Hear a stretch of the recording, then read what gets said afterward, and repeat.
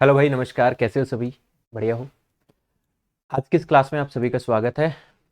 अगर आप लोग टीचिंग एग्जाम की तैयारी कर रहे हैं तो ये क्लास आपके लिए काफ़ी हेल्पफुल रहने वाली है। आज की इस क्लास में हम बात करने वाले हैं लेव वाइगोत्स्की के बारे में।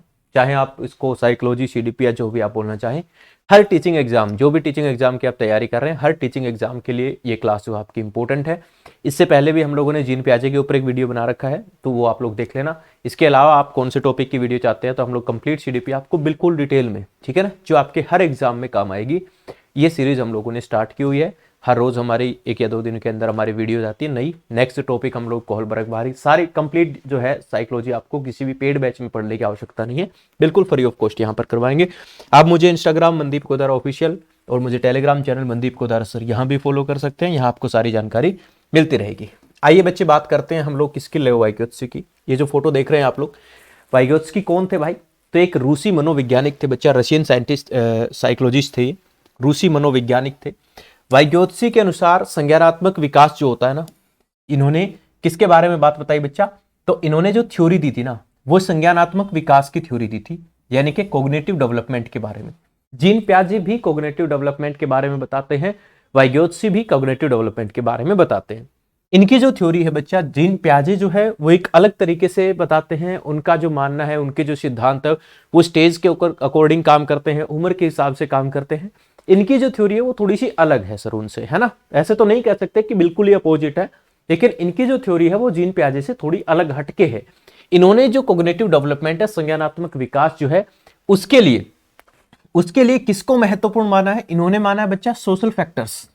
सोशल फैक्टर यानी कि सामाजिक कारण जो होते हैं, इनको इन्होंने महत्वपूर्ण माना है कि किसी भी व्यक्ति के कॉग्निटिव डेवलपमेंट में, संज्ञानात्मक विकास में, ये जो सोशल फैक्टर होते हैं, सामाजिक फैक्टर, जैसे कि भाई उसके परिवार में किस तरह के लोग रहते हैं, परिवार में किस तरह का माहौल है उसका, सोसाइटी, उसका समाज, समाज में किस तरीके के लोग रहते हैं, किस तरीके के समाज में व्यक्ति रहता है, उसका विद्यालय, स्कूल, उसकी जो मित्र मंडली, परिवेश, उसके आसपास का, यानी कि उसके आसपास का जो सोसाइटी है ना, वो जो सोसाइटी है, इसका प्रभाव पड़ता है। इसीलिए बच्चा, इसीलिए इनका क्या कहना था? इनका कहना था कि बच्चे के अंदर जो भी कॉग्निटिव डेवलपमेंट होता है, किसी भी व्यक्ति के अंदर जो भी संज्ञानात्मक विकास होता है, उनकी जो बौद्धिक विकास कह लो, इंटेलेक्चुअल डेवलपमेंट कह लो, है ना, वो जो डेवलपमेंट होता है वो उसके सोशल लाइफ जो होती है ना, उसकी मतलब उसके आसपास, उसकी सराउंडिंग में जो चीजें होती है ना, उसके सराउंडिंग में जो चीजें होती है, उसके चारों तरफ जो चीजें होती है, इन फैक्टर्स के ऊपर ये डिपेंड करता है। इसीलिए बच्चा इनकी जो थ्योरी है, इनकी थ्योरी को नाम दिया गया सोशियो कल्चर थ्योरी। क्या कहा गया? सोशियो कल्चरल थ्योरी, जिसको हम बोलते हैं सामाजिक सांस्कृतिक सिद्धांत। यानी कि इनका कहना यह था कि किसी भी व्यक्ति के अंदर जो कॉग्निटिव डेवलपमेंट होता है वो उसके सोशल इंटरेक्शन से होता है। सोशल इंटरेक्शन का मतलब कि व्यक्ति जो अपने समाज के साथ, अपनी सोसाइटी के साथ जो इंटरेक्ट करता है, जो उनके साथ आपस में बच्चा इनकी अंतः क्रियाएं जो होती है आपस में, जहां जिस सोसाइटी में, देखिए भाई आप जिस सोसाइटी में रह रहे हैं, बात कहीं ना कहीं इनकी बहुत सही है, ठीक है, बात गलत नहीं कह सकते, इनकी बात कहीं ना कहीं बिल्कुल सही है। सब आपके अंदर जो विकास का हो रहा है, बौद्धिक विकास जो हमारे अंदर हुआ है, उसमें कहीं ना कहीं हमारे सामाजिक फैक्टर तो इन्वॉल्व रहे हैं ना। आप स्टार्टिंग में आपका जन्म हुआ तो आपको किस तरीके का परिवार मिला, किस तरीके के आपके पेरेंट्स, है ना। आपने देखा होगा अगर किसी के पेरेंट्स में लगातार झगड़े हो रहे हैं तो बच्चे का जो डेवलपमेंट है उसके ऊपर इसका पूरा का पूरा प्रभाव पड़ता है, हाँ या ना। उसके बाद बच्चा आप जैसे ही उससे बाहर आए तो अपने आस पड़ोस के अंदर किस तरीके के लोग हैं, किस तरीके के बच्चे आपके साथ खेल रहे हैं, किस तरीके का उनका विकास हुआ है, तो वो जो विकास है, वो जो उस तरह का जो एनवायरमेंट है ना, वो आपके कॉग्निटिव डेवलपमेंट, संज्ञानात्मक विकास के अंदर एक इंपॉर्टेंट रोल प्ले करता है। ये इन्होंने अपनी सोशियो कल्चरल थ्योरी के अंदर बताया था। ठीक बात है साहब, चलिए आगे बढ़ते हैं। इन्होंने जो अपनी सोशियो कल्चर थ्योरी के अंदर एक चीज का नाम दिया जिसको हम बोलते हैं जेडपीडी। बहुत सारे बच्चों को समझने में दिक्कत आती है कि जेडपीडी क्या होता है। आज हम जानेंगे कि जेडपीडी क्या होता है, ठीक है ना। जेडपीडी क्या होता है भाई? इसकी फुल फॉर्म क्या होती है? इसकी फुल फॉर्म होती है जोन ऑफ प्रोक्सिमल डेवलपमेंट। क्या होती है इसकी full form? Zone of proximal development. Hindi में इसे कहते हैं समीपस्थ विकास क्षेत्र, जोन ऑफ प्रोक्सिमल डेवलपमेंट। पहले इसकी परिभाषा को जान लेते हैं, फिर इसको समझेंगे कि ये क्या होता है, जेडपीडी क्या होता है। इसे शॉर्ट्स फॉर्म में बच्चा आप लोग ZPD लिख सकते हैं, ठीक है। पेपर में ZPD भी लिखा होता है कई जगह पे। फुल फॉर्म है इसकी जोन ऑफ प्रोक्सिमल डेवलपमेंट, समीपस्थ विकास क्षेत्र। क्या कह रही है इसकी परिभाषा? इसकी परिभाषा को समझते हैं भाई। ये कह रहा है कि सामाजिक अंतःक्रिया प्रक्रिया में बालकों के वास्तविक विकास बिना किसी की मदद के स्तर से संभावित विकास सहायता करने के अपेक्ष के स्तर की ओर ले जाने का जो प्रयास है उसे हम लोग ZPD कहते हैं। परिभाषा से नहीं समझ में आया होगा, परिभाषा उनके लिए है बच्चा जो पढ़ना चाहते हैं। ये इंग्लिश के अंदर भी हम लोगों ने इसकी डेफिनेशन लिखी हुई है, बट इससे अपने को मतलब नहीं है। हम समझते हैं कि कहानी क्या है। देखिए भाई, क्या होता है, ये एक सर्कल से इन्होंने समझाया हुआ है। ये कोई काम है भाई जो तुम कर सकते हो। मान लो इतना काम है जो तुम कर सकते हो बिना किसी की मदद से, ठीक है।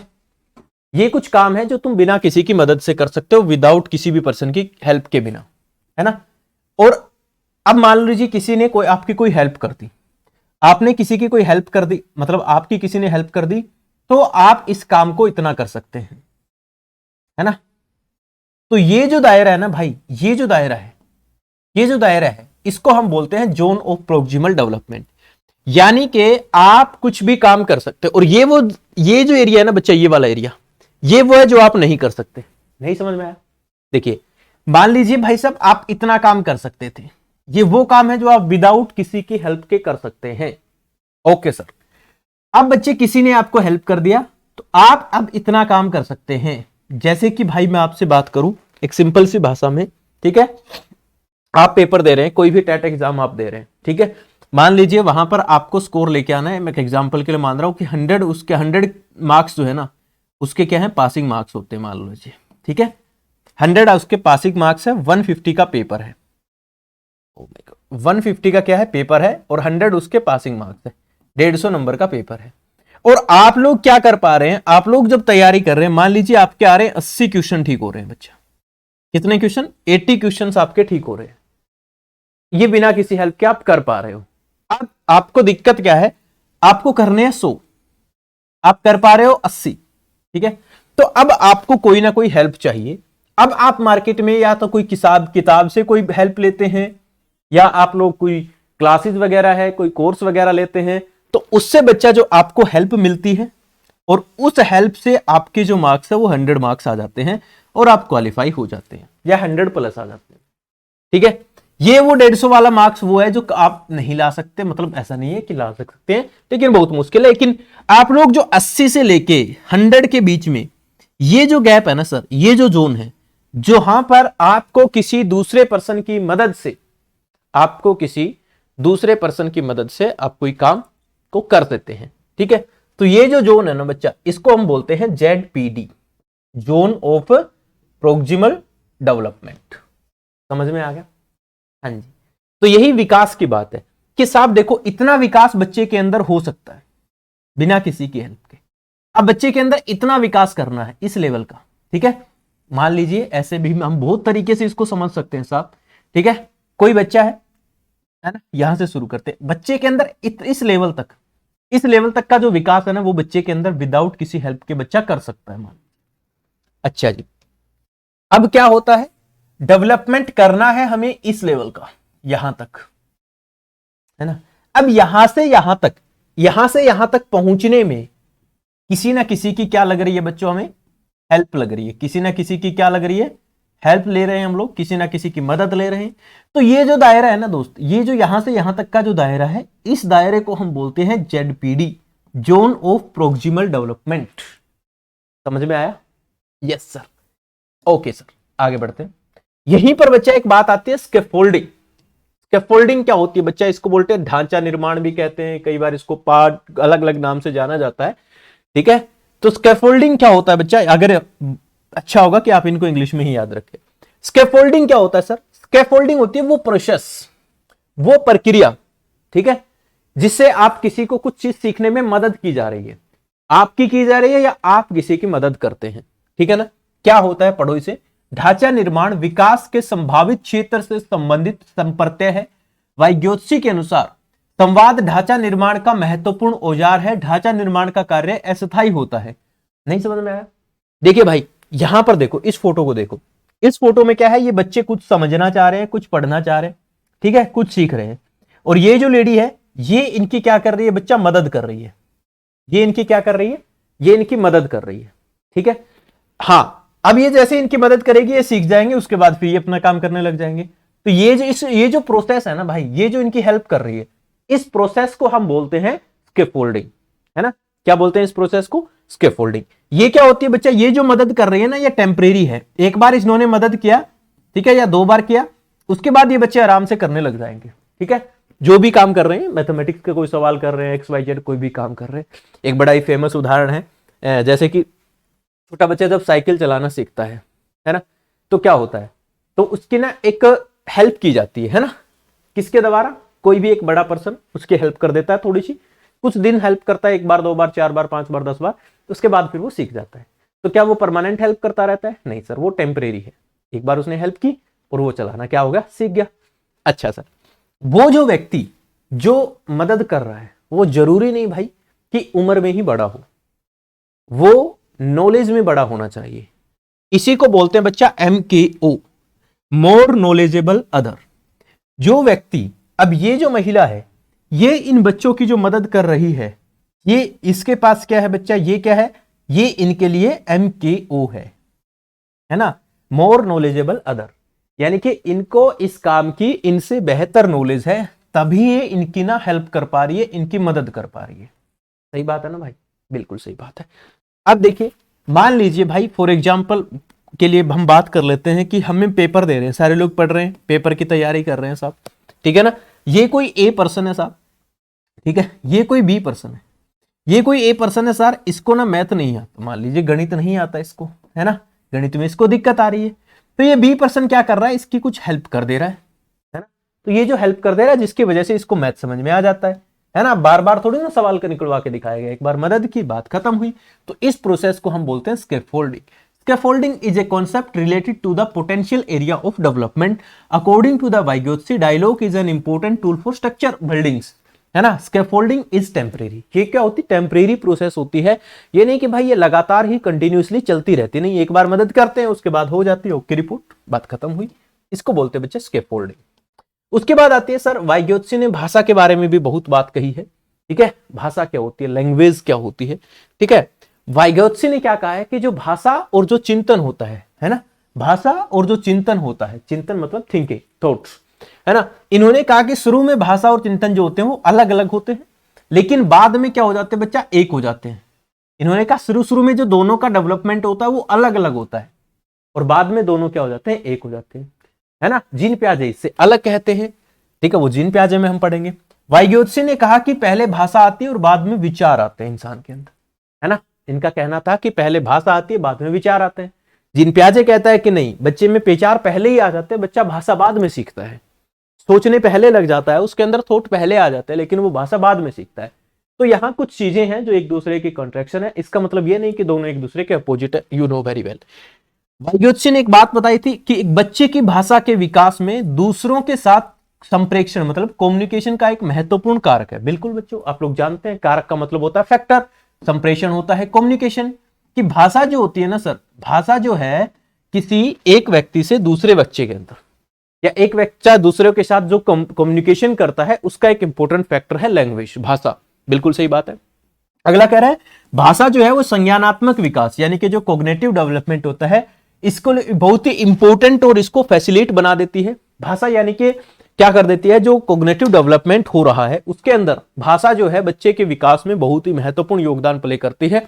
बिल्कुल सर, अगर आपको कोई टीचर पढ़ा रहा है और आपको उसकी भाषा अच्छे से समझ में आती है, अब मैं आपको पढ़ा रहा हूं, आपको मेरी भाषा ही नहीं समझ में आए, मेरे कहना क्या चाह रहा हूं, अगर वही बात नहीं समझ में आएगी तो आप लोग नहीं समझ पाएंगे। तो उसी तरह से बच्चा जो कॉग्निटिव डेवलपमेंट्स होता है उसके अंदर भाषा जो है वो गाइड करने का काम करती है ना। किसी भी बच्चे के अंदर जो संज्ञानात्मक विकास होना है उसमें भाषा क्या करती है, उसको गाइड करती है कि किस तरीके से, मतलब अब मेरी बातें हैं, मेरे विचार हैं, मेरी थॉट्स हैं, मैं क्या सोचता हूं, मेरी क्या अंडरस्टैंडिंग है, वो मैं आप लोगों के साथ कैसे पहुंचा पाऊंगा, भाषा के द्वारा ही पहुंचा पाऊंगा, है ना। या मैंने जिन लोगों से सीखी है तो वहां कैसे सीखी, मैंने भाषा के द्वारा ही सीखी, मुझे उनकी भाषा सब पसंद आई, समझ में आई, मुझे उनकी थॉट्स, वो क्या सोच रहे हैं, अब मैं या कोई भी आप लोग मेरे बारे में क्या सोच रहे हैं, तो ये भाषा से ही पता चलेगा ना, है ना। तो भाषा जो होता है कम्युनिकेशन में बहुत एक इंपॉर्टेंट रोल प्ले करती है और इससे बच्चे के अंदर कोग्निटिव डेवलपमेंट, संज्ञानात्मक विकास होता है। आगे बात करते हैं। भाषा जो होती है ना, इसको इन्होंने 3 भागों में बांटा है, ठीक है। 3 प्रकार की इन्होंने लैंग्वेज की बात की है, भाषा की बात की है, स्पीच, है ना। पहले इन्होंने बात की कि सोशल स्पीच क्या होती है, सामाजिक वाक्य हिंदी में बोलते हैं इसको। ये कह रहा है बाह्य संपर्क स्थापित करने के लिए अन्य के साथ जो संवेद स्थापित करने की क्रिया होती है, इसे सोशल स्पीच कहा जाता है। आमतौर पर यह 2 साल से शुरू हो जाती है। मतलब आप किसी दूसरे व्यक्ति के साथ हम बात कर रहे हैं तो इसे हम बोलते हैं सोशल स्पीच। क्या बोलते हैं? Social speech. और ये बच्चा कब से करना शुरू कर देता है? 2 साल की उम्र से करना शुरू कर देता है। 2 साल की उम्र में वो कहने लग जाता है कि भाई मुझे भूख लगी है, मैं पानी पीऊंगा, है ना, मुझे अब दूध पीना है, मुझे अब सूसू जाना है ना। तो ये बच्चा बोलने लग जाता है, यानी दूसरों के साथ कम्युनिकेट करने लग जाता है। उस बातचीत को हम बोलते हैं सोशल स्पीच। कि सोशल में अपने आसपास सोसाइटी के साथ वो क्या करने लग गया? बात करने लग गया, राइट। उसके बाद आती है बच्चा प्राइवेट स्पीच। प्राइवेट स्पीच क्या होती है? निजी भाषण बोलते हैं इसको। बातचीत बालकों को स्वनिर्देशन में सहायता प्रदान करती है। बच्चे अपने कार्य को दिशा देने के लिए स्वयं से बोलते रहते हैं। आमतौर पर 3 साल की उम्र से ये जो चीज है ये बच्चे के अंदर विकसित हो जाती है, ठीक है। आज भी बहुत सारे लोगों के अंदर अपने अंदर भी होती है। इसका मतलब क्या होता है? निजी, प्राइवेट स्पीच मतलब बातचीत करना, भाषण देना। देखिए कई बार तुम अपने आप से ही बातचीत करते हो, मन में नहीं, बोल बोल के, है ना। अब कोई काम कर रहे हो कि बस आज तो ना ये कर देना है भाई, किसी को सुना नहीं रहे हो तुम, आप खुद अपने आप में ही मन में ही क्या कर, मन में नहीं, आप बोल के बता रहे हो, है ना। आप कह रहे हो कि आज तो ना बस आज ये चैप्टर पूरा कर देना है भाई, खुद ही किसी को सुना नहीं रहे हो लेकिन बस बोल रहे हो, आप खुद बड़बड़ा रहे हो, है ना। उसकी ये हिम्मत, उसने ये कर दिया, बस वही वाली चीज, उसको हम बोलते हैं प्राइवेट स्पीच, है ना। उसके बाद आती है बच्चा मौन आंतरिक वाणी, साइलेंट इनर स्पीच। ये क्या होती है? एक बच्चे के आंतरिक एकला। आमतौर पर 7 वर्ष की आयु से ये चीज शुरू हो जाती है। ये बच्चा जब यही जो प्राइवेट स्पीच है ना, यही आगे चल के डेवलप हो जाती है साइलेंट इनर स्पीच के अंदर। क्या होता है? अभी जो मैंने बात बताई, प्राइवेट स्पीच जो होती है वो हम कोई भी काम करते समय जो बोलते हैं ना, जो बड़बड़ाते हैं, वो प्राइवेट स्पीच कहलाती है। लेकिन ये जो होती है ये आप मन ही मन जो सोचते हैं, ठीक, वो जो मन ही मन आपके सोच रहा है कि ठीक है ये काम करना है, ये करना, मन ही मन में तो बात करते हो ना आप अपने आप से, है ना, कि आज तो 4 घंटे पढ़ना है, आज तो 5 घंटे पढ़ना है, आज 10 घंटे पढ़ना है, आज रील कम देखनी है। ये बात तुम मन ही मन जो सोचते हो, मन ही मन तुम अपने से बात करते हो ना, उनको हम बोलते हैं साइलेंट इनर स्पीच। समझ में आया? तीनों प्रकार की भाषाओं के बारे में लेव वाइगोत्स्की ने इनके बारे में ये बातें बताई। तो ये वाइगोत्स्की के बारे में बात थी सर। मैंने आपको कंप्लीट इनकी थ्योरी जो है आसान भाषा में समझाने की बात कही।